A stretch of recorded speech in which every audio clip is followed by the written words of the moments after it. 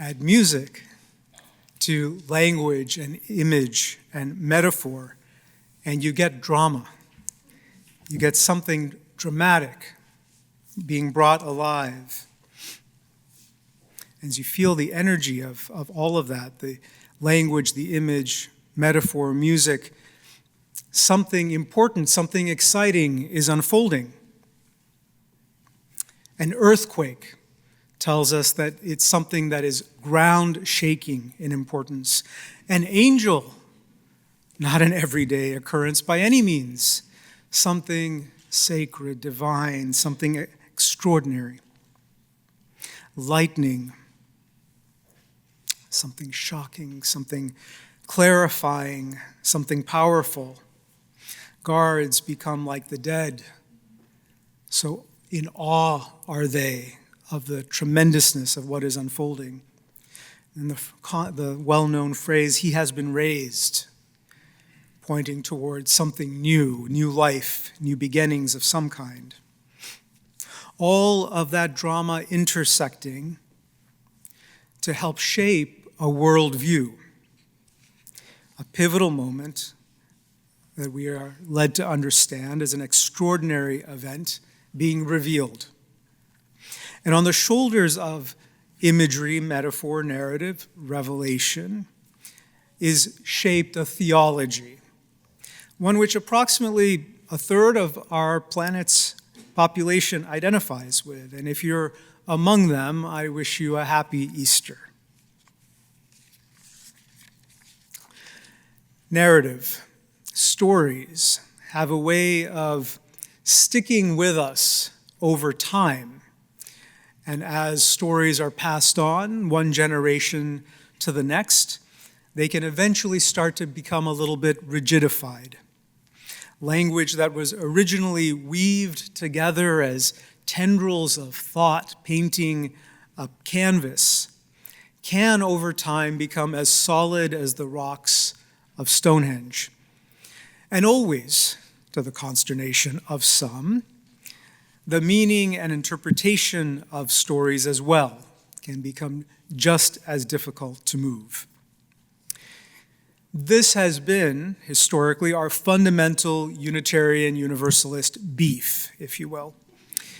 From the beginning, whereas some forms of the world's religions have believed that revelation, what we understand as truth and wisdom, are sealed or closed.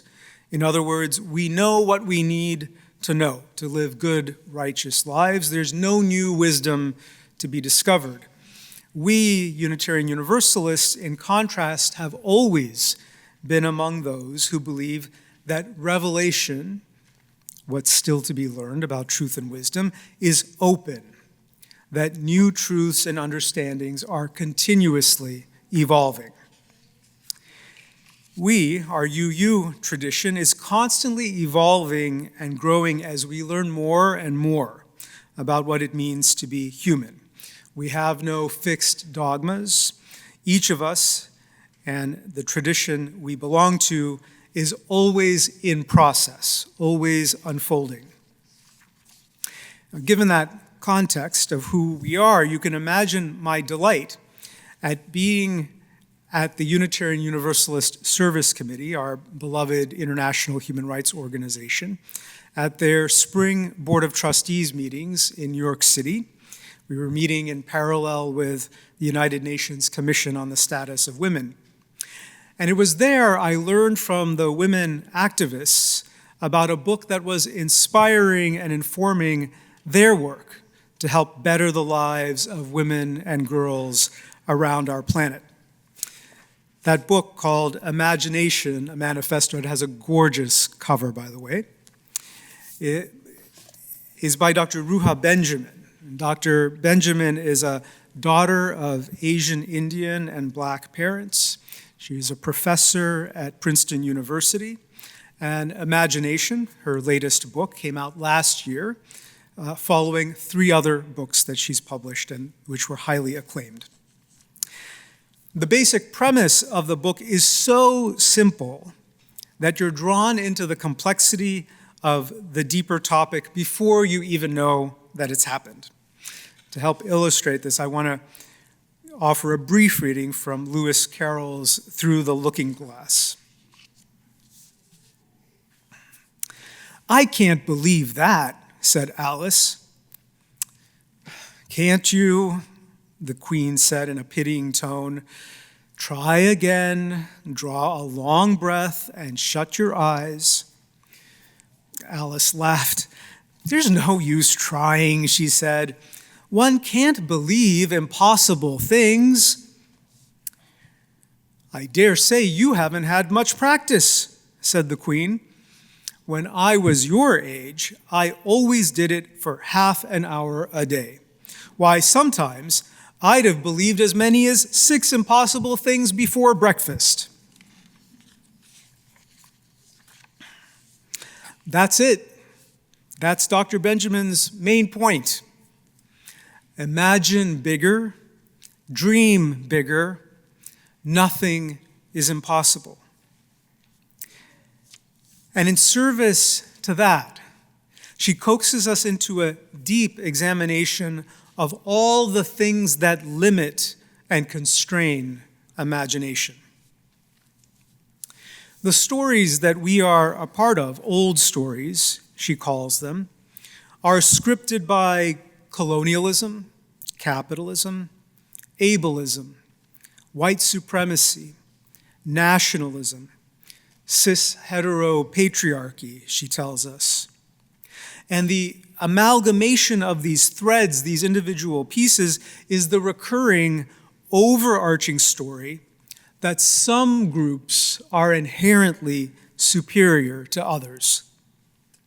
This is the through line that defines how colonialism, how capitalism, ableism, white supremacy, nationalism, cis-normativity, heteronormativity, and patriarchy are expressed in the world around us.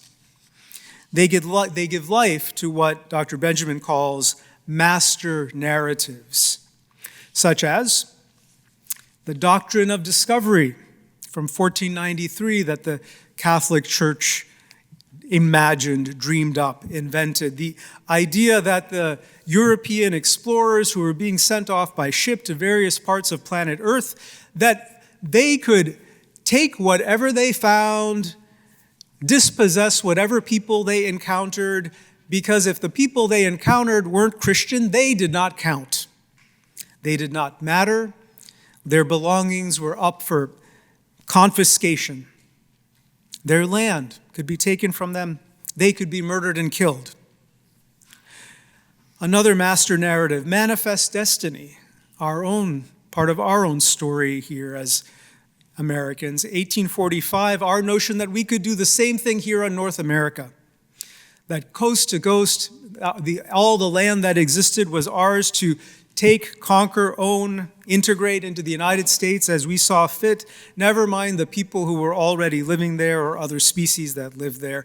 It was our God-ordained right, our destiny to do as we wished. Just a few years after that, 1864, the philosopher Herbert Spencer described and justified why some races of human beings were inherently superior to others, i.e. the white race. And the term that was used for this is survival of the fittest. A race that deserved to own more resources, more land, more of the planet's economic wealth, was clearly the fittest of all the species or versions or races of human beings, ethnicities. A newer master narrative, long-termism. Some of you have heard of this, but some of you haven't. We took a look at this in the seminar that I'm teaching this year. This is a favorite of Elon Musk's. He's a fan of this philosophy, and it's en vogue with the wealthy, technocratic elites. Long-termism believes that those who are wealthy, those who are innovators, therefore being innovators, they are bringing significant value added to the human race, and that because of this, they and their descendants deserve to live on into the future. So these technocratic elitists, this is, by the way, a derivative of survival of the fittest thinking. These technocratic elitists, they know that climate devastation is unfolding and will only get worse. And they know that as it gets worse in the decades to come, that the human population will suffer and significant death is quite likely. They don't mind. They believe that the planet is overpopulated, and so if there are less of the less deserving people, those who are not innovators and wealthy and in positions of power and privilege, if there are less of those people, we are making the planet more sustainable for them by dying. Their mission in this regard is to ensure that their own survival and the survival of their progeny, their lineage, continues by virtue of the wealth and power and privilege that they have amassed. All of these master narratives, these stories, are grounded in entitlement and domination. And these older stories of entitlement and domination, not all of them are old, they may, emphasis on may, they may be dying, but they're far from dead. In many ways, the struggle against fascism globally reflects the strength of entitlement-based and domination-based thinking. In the midst of fear and uncertainty about the future of the human species, many are finding comfort in doubling down on these old narratives. Something along the lines of this, I imagine. The world as we know it may be coming to an end, but hey, at least I know that I'm inherently better than my neighbor. To me, it seems like cold comfort if what is unfolding around us in decades to come is suffering and death, but somehow this provides comfort to some in the here and now. Here's the challenge. Domination results in structures of control, and structures of control limit what's possible to imagine, what's possible to dream. On top of that, fascists, those who promote democratic backsliding, instill fear so as to further limit imagination, so as to elicit voluntary compliance. Look at the number of universities, corporations, and other organizations that have stripped away or rewrote their diversity commitments just in the past 3 months. Organizations that claim to have certain core values, certain ways that they were engaged in their work and in doing business, all of that has magically changed in the space of months. Now, only a handful of those organizations were in direct conflict with the Trump administration. Only a handful. All of the rest, they decided they were going to get ahead of the curve. They were going to preemptively, before they got in trouble with the Trump administration, they were going to preemptively change their written policies and their written commitments. That's called voluntary compliance. Author Timothy Snyder, author of On Tyranny, would tell us that this is precisely how fascists consolidate power so quickly. They rely on fear driving voluntary compliance. And a version of this happens with our imaginations. We begin telling ourselves that, well, right now, given the circumstances, certain things, only these things are doable, only these things are practical right now, given everything. Those other things, that's not practical right now. We wind up limiting what we're willing to dream about, what we're willing to commit ourselves to. The structures of domination that preceded the past few months already do this inherently, and then add to that the intensity and pressure of anti-democratic movements, it winds up becoming yet another layer of constriction on our imaginations. And Dr. Ruha Benjamin, her wish for all of us is simply that we can break free of the voluntary constriction of our dreams and imagination. Dream 6 impossible dreams before breakfast, and then go out and chase some of them. In these times, I know we're all navigating moments of bleakness and uncertainty. And it can be in the midst of that we wonder what's going to come next. How do we get through this? And I think we need look no further than our community, our congregation, and our region for beautiful examples of wild and audacious imaginings. Did any of you happen to catch that our county was featured on Rachel Maddow this past week? Well, there were some of our congregants in the clip that was shown, by the way. Go and check it out if you don't know this and you haven't seen Rachel Maddow's clip on us.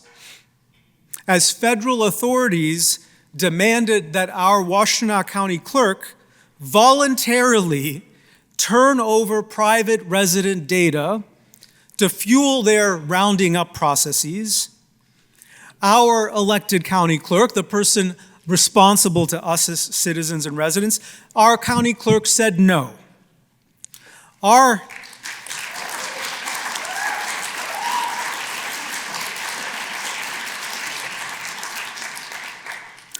This past week, as our county commissioners met, our county residents, many of us from this community, showed up en masse at the county commissioner meeting to be clear that we the people who live here, we also say no.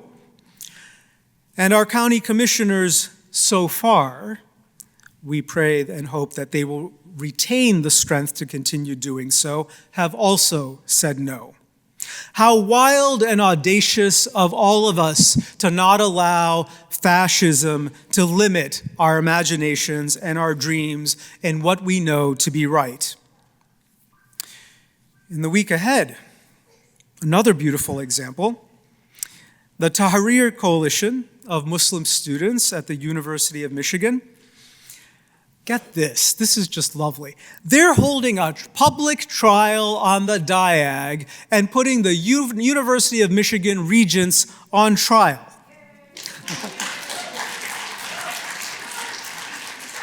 The same regents who not just for the past year, dare I say for years now, have been more concerned over and over and over again with their own personal interests and how their pocketbooks are being satisfied, rather than listening to the very real and pressing human rights and other important concerns of the students and faculty and staff of the university. Those regents will be put on trial, in my imagination, in a theater of the oppressed style kind of way, because you know they're not going to show up. But bless our students for their courage and for their imagination. How wild and audacious of them that the Tahrir Coalition, our Muslim U of M students, are not letting their imagination, their dreaming of justice be diminished. And what about us here in this community, also holding a dream? Also having dreamed wildly and boldly into something we call Vision 2050. A vision, a dream of being an inclusive and caring, a justice-centered community, a place where targeted individuals and peoples know that they can find friends and allies, and if they need it, sanctuary. We hold the dream of being a spiritual, ethical, and also physical place of refuge for those who may need it. How wild and audacious of each and every one of us here. We, Unitarian Universalists, we love metaphors, and Easter is a metaphor for many of us, symbolizing new life and new possibilities. This Easter, I urge us not to give up on the expansiveness of the human heart. Do not give up on how deep and profound we know that love is and our knowing that it is not a finite resource. Do not give up on our lived experience that inclusive and caring communities are, in fact, a profound source of healing for individuals and for the world. Do not give up on our trust, on our deep knowing that healed and held, learning and growing human beings can also transform the world. This is our commitment as Unitarian Universalists. No matter what threatens us, we will resurrect, we will give life over and over again to these values we have for centuries, and we will continue to do so, for we are the keepers of this flame.